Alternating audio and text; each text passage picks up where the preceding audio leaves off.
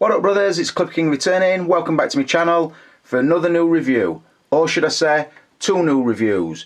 I will be reviewing these two figures concurrently, although only the introduction will be the same and then you'll split off into the review you've chosen.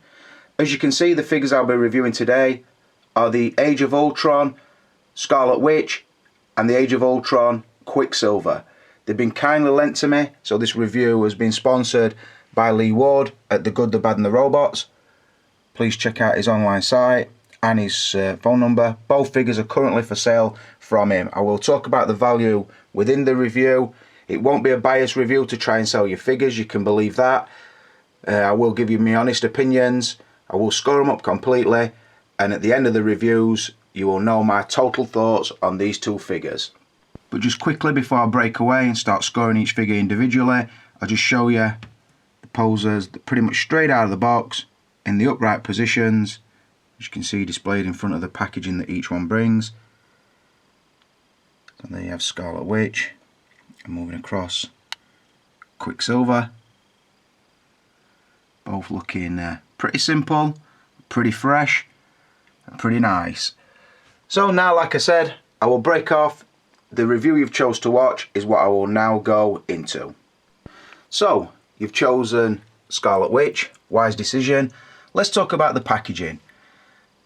As you can see, it is the standard Marvel box, so I'm talking a slipcover on the average quality card with the uniform graphics that we normally get. Obviously this theme is scarlet with pink and then the chrome heading. I do like the fact that it is uniform to all the other boxes, as you see them both displayed together. And then if I just show you on the side, all it says down this spine is Scarlet Witch with the MMS 301 1/6 scale collectible figure. Then on the other side, the sort of House of M symbol, which is very reminiscent of her helmet from the comics. With no more artwork worth showing, I will just tell you it's straight down the middle, standard, seen it a million times. The artwork's quite nice, but it's nothing out of the ordinary. So I'm just going to score it a 3 out of a possible 5. Right, let's move on to the lightness. And as we move in, I'll show you the pose. I've got her just conjuring up the magic effect in a pretty spread pose. Again, still using her own base.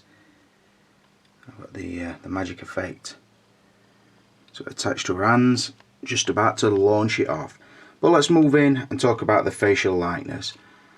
As you can see, Hot Toys have done stunning work again here. I think the likeness to Elizabeth Olsen, or Scarlet Witch, whatever you choose to call her, is pretty stunning.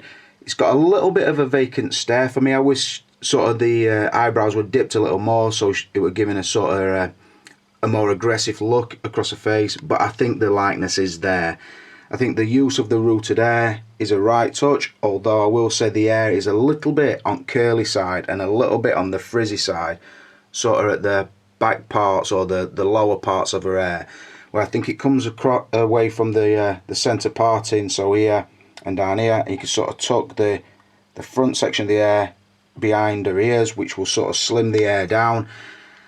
I think it does work well, although it's not particularly screen accurate because her hair is kind of wavy at most, not curly, so there's no ringlets, although the figure, you could probably comb that out, but because it's not my figure, I don't really want to do that.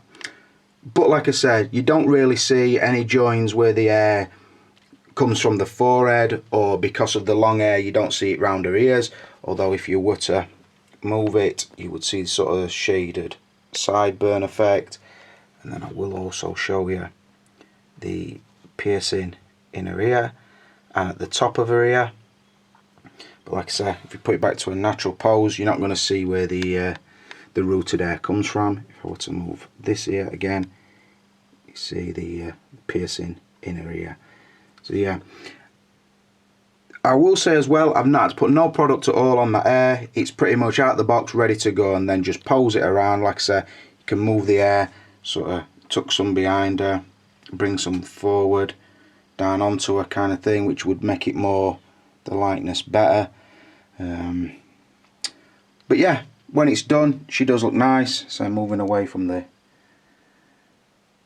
at the pose, quite a nice recapture from the scenes in the film. Hot Toys work is always stunning at this point. There's not many likenesses they miss, and on this one they've definitely captured it to my mind. So I'm going to score it a pretty easy 5 out of 5.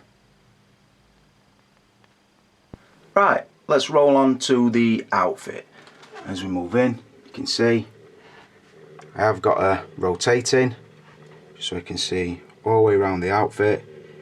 I will just point out that she has a waist grab stand, and I actually put the grabber on the inside of the outer layer dress. She does have another like sort of mini skirt underneath, so I put the cradle there and then sort of put the arm up into the back of a skirt.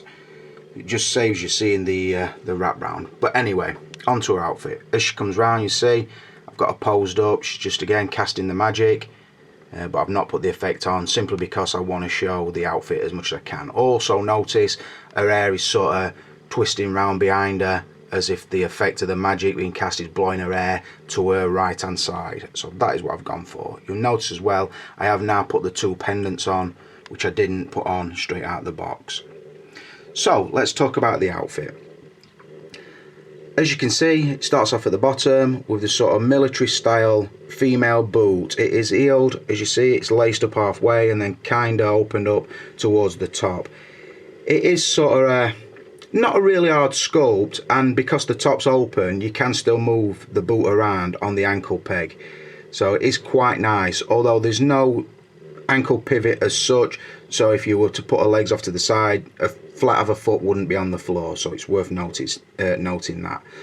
Moving up, you see the sort of shredded, I don't know if you want to call them pop socks or tights or stockings, whatever you call them in the country you live. As you see, they have been shredded down, so you do see a flesh through them. They are a really nice touch, although slightly irritating. Sometimes you'll pose it and the stocking will start moving down, which uncovers her knee joints, so you pretty much got to pose it and then pull it up. As you notice there on her left leg, you're seeing sort of the top of the knee joint. Moving up, you see the dress, which does is a dress in all sense of the words. Obviously it does cover her upper part and then moves down into a sort of flared dress bottom. Gives the appearance that it's sort of buttoned up the middle, although there's no buttons on it. Underneath that, she does have another laced miniskirt, as you see, and then I'm not going to show you for her own dignity, but she's not wearing any pants. So again, she's got the shaven haven going on, and you could check out a flange if you decided to. Moving up, you see the sort of shortcut leather dress. Again, awesome cut and stitch by Hot Toys. I will say there's no pulls or anything in it.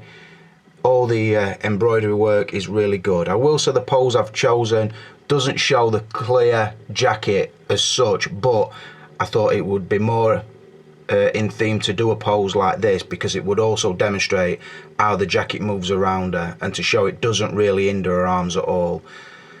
There is a sort of fake zip on the right hand side. There's no left hand side to that zip, so it can't be closed, but I quite like it sort of how it is. It is pretty much Scarlet Witch in civilian clothing. It's not so much a superhero outfit, but they have done quite nice work on it, I will say. As she comes round, I will stop it because then we can look at the front section of her dress as well. So just watch it rotate. You see as well the materials. So there we are. At the front, as you see, the pattern work down the collar, and then sort of showing the, it looks like a red bra, although you can't really open that to check if that's what it is, but it does all fit her really nicely. Like I said, the leather is a right touch. The only downside to it is if you check the instruction manual, it actually tells you that over time the dye might transfer from the leather to the figure. Now I always think if Hot Toys are telling you things like that, they're pretty much saying this will happen, so that is a bit of a downer. Not to me, obviously, because it's not my figure, so I ain't got to face that somewhere in the future. Although, if you have bought this figure, look out for it. I will also say I do like the sort of gauntlet section. Although it has a fake zip up there, I do like it because it covers the wrist joints in most poses. Obviously, because that one's facing forward, it doesn't. But from certain angles, it will. So I do like those as well. Again, accurate like Hot Toys normally are. Good choice of materials. Like I say, it just leaves a little bit of a bitter taste knowing that they're saying that the colour from the leather will transfer to the body. Which, like I say, is a pisser. And I don't think there's any real way that they can stop that from happening over time. I'll tell you, I've given it a 4 out of 5. Simple, and the main thought of that was not only the leather, the colour from the leather transfer, but also it's not the most in-depth or intricate outfit I've ever seen. It's pretty much just 3 pieces thrown together to give the an accurate effect. So it does look nice, but it's not going to blow your mind. So like I said, with the Scarlet Witch, I've given her a 4 out of 5. Moving on to Articulation, and as we move in, see she's doing a spell on the big green motherfucker. You see, you can't see a lot of the figure. She's simply got her weight sort of sat across the Hulk's shoulder with the legs sort of hanging down, and then her arms in a position where she's sort of touching his temples and sort of whispering sweet nothings into the lad's ear. So I'm pretty much going to have to talk you through the articulation. The head sits on a ball joint at the upper neck, and then moving down through the chest is a sculpted upper body, the soft rubber feel, moving down into the ab section. There is an ab crunch that works quite nicely. Moving down through a waist, there is rotation and movement through the hips and pelvic area. Rotation at the upper leg, double bend knee, which sometimes becomes exposed, as I've said, moving down to a boot on a ball joint. The boot does restrict the articulation a little bit and makes it look a little bit unnatural, but it's not really a problem. The upper arms do move forward, backwards, up and down. The elbows are double joint, the double bend elbow, sorry, so you can get a nice tight bend. The outfit doesn't restrict that, and then the wrists are on the standard Hot Toys ball joint. So basically the only restrictions in the body are in the ankles, and that is mainly down to the boot. She is really articulated. The only downside is the exposed joints, and also she has this daft looking seam at the back of her leg, sort of down there, which looks like she's been fucking self-harming, if I'm being honest. I don't understand what it is. I think it's just how the knee section is made up on the back of the leg. So that is a little bit unsightly, and I know it sounds a little bit unfair, but for that reason I am going to knock it down to a 4 out of 5. Obviously that's also taking into account the lack of articulation down to a boot as well. If I show you pose though, there's not much she won't do. Look at her. She's fucking beauty of a beast. That's theme I'm going for there. Not got to be massive to take Hulk down. Moving on to extras and accessories. Before we do, just have a look at this pose. Look at that, I've got that magic effect set up. So straight in front at bulbs, so we've got some light running through him. Oh, look at that. Beautiful. You think, what's she on? You know what she's on. She's on No Goblin Stand. She's floating. She's using a magic to levitate or elevate us then. Whew. Beautiful. Get your clipper. Get others a fucking chance, she said. Right. What's she bring? She brings a waist grab stand. Again, with this sort of rough top that will grip her feet. And then the Avengers logo above. Moving down, you see the sort of metallic name plaque, Scarlet Witch, with the Avengers Age of Ultron written on it. Moving across, the tiny set of wrist pegs, the Art of Ultron, which is quite nicely done, paint and so on and so forth. Get a good look at that. And then a selection of hands. Some are sort of flesh coloured hands like these. You see the rings and the bangles, really nice touch. Good execution on the hands, fit the figure really nicely. But I actually prefer these sort of hands with the translucent pink fingers. So the way that she's either holding the magic effect, or she's just starting to cast that effect. You see this gripping hand, which I would think is for holding the Art of Ultron. And then you see a couple more posed hands, again, the sort of magic effect fingers, which do look really nice.